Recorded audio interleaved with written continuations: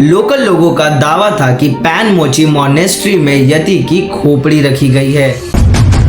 इन 1937 में total 7 expenditures को यति के फुटप्रिंट मिले और उनमें से 2 एक्सपेंडिचर्स ने तो यति को देखने तक का दावा किया था। असल में ये यति की कहानियां हजारों साल पुरानी हैं और कुछ कहानी तो प्री बुद्धिस्ट इरा टाइम की है जो आज तक चली आ रही है। अमेरिका वापस पहुंचने के बाद टॉम स्लिक ने ये कहा कि शायद से 3 तरह के यति हैं, एक सुपर नेचुरल और 2 रियल। कई लोगों को ये यकीन था कि यति जैसा जानवर एग्जिस्ट ही नहीं करता, लेकिन 1986 की एक शाम ने इनके यकीन को हिला के रख दिया। नमस्कार दोस्तों, साल 2008 में अरुणाचल प्रदेश में 12,000 फीट की ऊंचाई पर मिलिट्री कैंप्स और उस मिलिट्री कैंप के लिए रोड बनाया जा रहा था। वहीं पर काम करने वाला एक मजदूर वहां से पैदल चलकर लोकल मार्केट की ओर जाता है। उसके बाद वो सामान खरीदता है और मार्केट से मिलिट्री कैंप की ओर वापस लौटता है अंधेरा होने से पहले।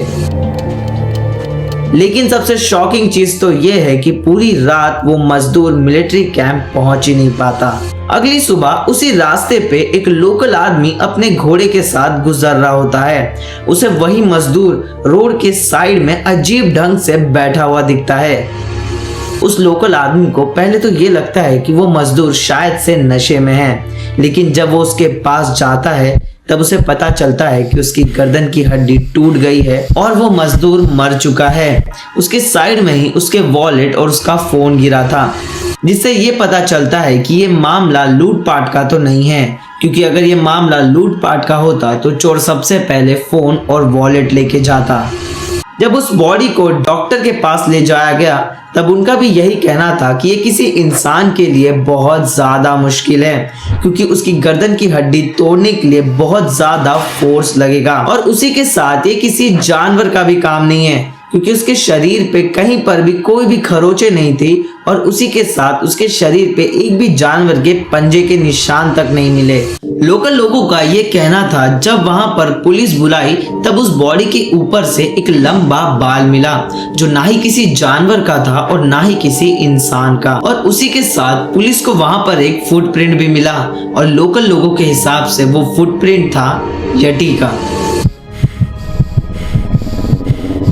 लोकल लोगों के हिसाब से जिस जगह पर ये मिलिट्री के लिए रोड बनाई जा रही है उस जगह पे पहले यति घुमा करते थे, और अगर इसी घटना के हम 11 साल फॉरवर्ड कर दें, यानी कि 29 अप्रैल 2019 को इंडियन आर्मी ने अपने ऑफिशियल ट्विटर अकाउंट से एक ट्वीट किया था जो रिलेटेड था यति के। ऐसा पहली बार हुआ था कि इंडियन आर्मी माउंटेन एक्सपेंडिचर्स की टीम ने पहली बार मिथिकल बीस्ट यानी कि यति के मिस्टीरियस फुटप्रिंट देखे थे, जो कि 32 इंच लंबे और 15 इंच चौड़े थे। ये फुटप्रिंट 9 अप्रैल 2019 में नेपाल के माकुल बेस कैंप के पास देखे गए थे, और यति आज से पहले सिर्फ नेपाल के माकुल नेशनल पार्क में देखे गए थे।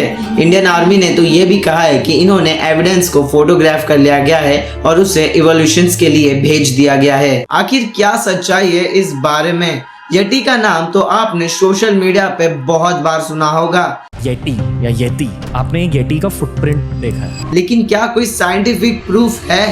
The huge hairy monster has been spotted walking across Asian mountains from China to the Himalayas. Incredible claim by a respected Oxford researcher.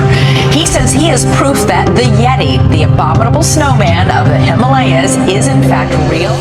यति की सबसे फेमस कहानी है दोस्तों 1951 की ब्रिटिश माउंटेनियर एरिक शिप्टन और उनके साथी सर्च माइकल यार्ड की। माउंटेन पे चढ़ाई करते वक्त ये दोनों एक अल्टरनेटिव रास्ता ढूंढ रहे थे, तभी इन्हें मैंगलूम ग्लेशियर्स के पीछे एक निशान दिखता है जो कि 15 इंच लंबा और 8 इंच चौड़ा होता है। वो किसी इंसानों के पैर की तरह दिख तो रहा था, लेकिन वो किसी इंसान के पैर से बहुत ज्यादा बड़ा था। उस समय एरिक के पास साइज नापने की कोई भी इक्विपमेंट नहीं थी, तो उन्होंने अपने बगल में से एक एक्स को निकाली एंड उस निशान के साइड में रखा और एक तस्वीर खींच ली। वो फोटो इतना फेमस हो जाता है कि दुनिया भर के न्यूज़पेपर और दुनिया भर के मैगजीन्स में पब्लिश हो जाता है। दुनिया भर के लोग एक्साइटेड हो जाते हैं और इस एविडेंस को यति का सच होने का प्रूफ मान लेते हैं।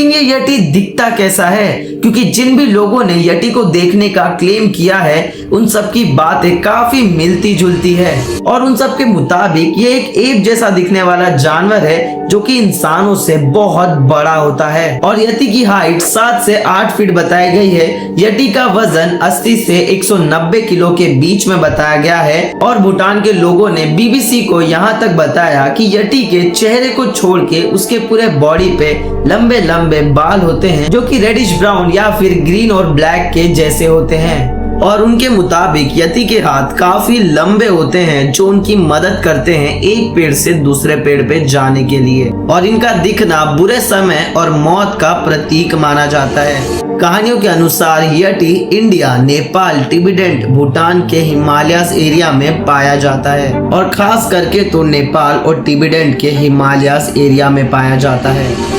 अब इंटरेस्टिंग चीज तो यह है कि यटी का जिक्र 800 साल पहले एशियंस लेजेंड्स में भी देखने मिला था। टिबेटेंट एथनिक ग्रुप शेरपास की पुरानी कहानियों में भी यही पाया जाता है। इनफैक्ट जो यटी शब्द है उसका ओरिजिन भी टिबेटेंट के भाषा में से ही हुआ है। यटी वर्ड आता है शेरपास के य और टे से, जिसका मतलब होता है माउंटेन ड्वेलिंग बेयर, यानी कि चट्टानों पे घूमने वाला एक भालू। मॉडर्न टाइम की बात करें तो यटी को देखने का सबसे पहला मामला 1832 में सामने आया। ब्रिटिश नेशनलिस्ट ब्रायन हॉडसन ने इन journal of Asiatic Society of Bengal में लिखे हुए अपने आर्टिकल में बताया कि उनका सामना एक नॉन ह्यूमन क्रिएचर से हुआ जो कि सर से पैरों तक पूरे बाल में ढका हुआ था और देखने के बाद भाग गया। उन्होंने इसे एक ओरांग उटान बताया जो कि एक एप जैसा दिखने वाला जानवर है और जो आज के समय में एग्जिस्ट करता है, लेकिन ये जानवर इंडिया में नहीं पाया जाता, ये सिर्फ इंडोनेशिया में पाया जाता है। और उसके बाद 1921 में एक्सपेडिशन से लौटी हुई क्लाइंबर्स चार्ली हावर्ड और उनकी टीम ने इंग्लिश अखबार द स्टेटमेंट जर्नलिस्ट को ये बताया कि क्लाइंबिंग से लौटते वक्त उन्हें कुछ बहुत बड़े फुटप्रिंट देखने मिले। जब उन्होंने वो फुटप्रिंट के बारे में लोकल गाइड से पूछा तब लोकल गाइड ने उसे कांगनी बताया। सो गाइज, आई थिंक आपने वीडियो पूरा देखा होगा और अगर आपको वीडियो अच्छा लगा है तो इस वीडियो को एक लाइक कर दो और चैनल को सब्सक्राइब कर दो। और हाँ, ये एक पहला पार्ट था, इसका दूसरा पार्ट मैं जल्दी ही अपने यूट्यूब चैनल पे अपलोड कर दूंगा। सो प्लीज इस वीडियो को एक लाइक और चैनल को एक सब्सक्राइब करके मुझे मोटिवेट कर दीजिए।